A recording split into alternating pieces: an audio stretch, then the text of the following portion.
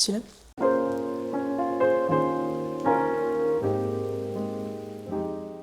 Je m'appelle Lisador Ocleleong, aka Beauté des îles.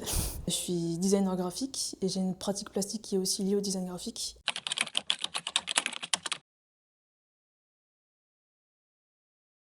Je fais une résidence de recherche-création qui a pour titre Diasporama, un panorama des mondes diasporiques. C'est travailler autour des objets éditoriaux et des récits diasporiques. Et comment est-ce qu'on peut concevoir de nouvelles formes de transmission et qu'en fait l'objet prenne un peu la forme du récit. L'idée c'est de démarrer un projet ici. Il va se développer autrement aussi que par des objets éditoriaux. Là le but c'est de travailler avec l'équipe de la petite sœur, avec les colocs. Mais ce qui m'intéresse c'est de partir des objets du quotidien pour amener à une histoire. Et comment est-ce qu'on va le partager, comment est-ce qu'on va le présenter.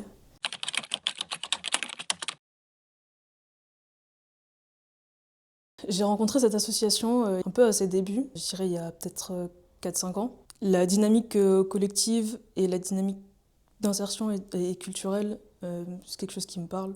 Et en fait, quand j'ai appris que le projet se développait, qu'ils allaient proposer des résidences d'artistes, je me suis dit que c'était une bonne opportunité de développer ce projet ici. Et le cadre qu'ils proposent est super pour développer une recherche.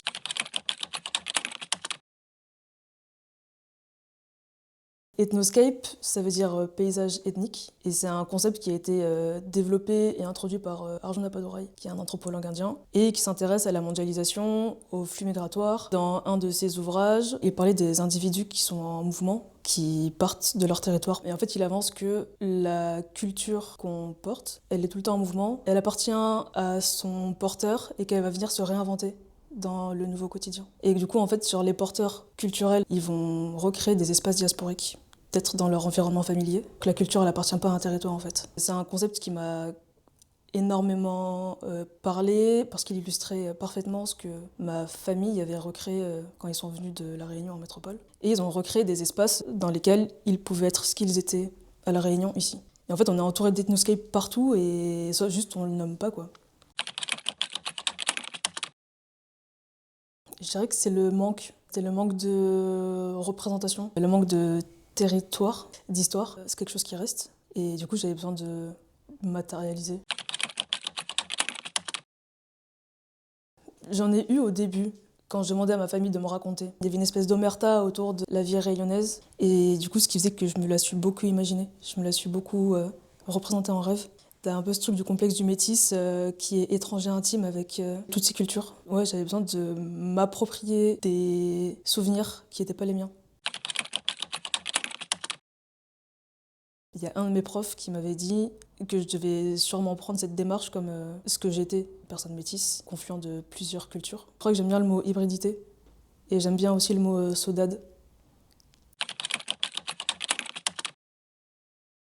Tu vois, genre quand t'as pas grandi sur le territoire, même si t'es une personne racisée, on a toujours, enfin en tout cas j'ai toujours appréhendé le fait d'exotiser ma culture et comment du coup est-ce que je me la représentais et comment est-ce que je la montrais aux autres. J'essaye d'être le plus juste et donc du coup de représenter ce que je connais.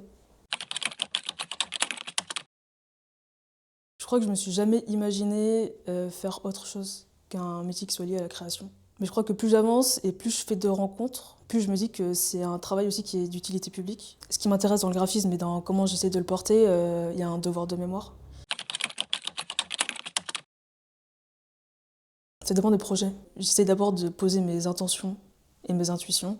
Et ensuite, je m'impose des rituels. De faire un peu tous les jours. Et toujours avoir la main en mouvement. Prise de notes, que ce soit sur des carnets ou ailleurs. Poser les idées. Et aussi discuter. En parler avec mes potes, qu'ils soient issus ou pas des métiers créatifs.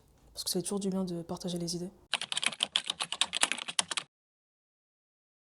Tout ce qui est lié au domestique, aux histoires personnelles. Et ce que je te disais tout à l'heure, tous les paysages figés.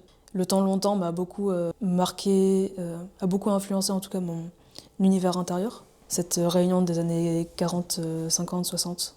Et après en artiste, je t'ai dit William Kentridge, Emory Douglas aussi, un illustrateur, peintre américain. Et en lecture, j'y pensais tout à l'heure, dans mon univers. Moi, Tituba sorcière, Noir de Salem, de Maurice Condé. C'était ma Bible pendant un temps, ça m'a transporté quand je l'ai lu la première fois. C'est le timbre. pour les arts décoratifs, 100 ans d'art déco. Enfin, un timbre commémoratif pour leurs 100 ans l'année dernière. Je fais une résidence de 2 mois avec le musée des arts décoratifs, Fil à Poste et l'école des arts déco. Et à l'issue de cette résidence, j'ai dû créer un timbre. Pour le moment, c'est le projet dont je suis le plus fière, ouais. Banger.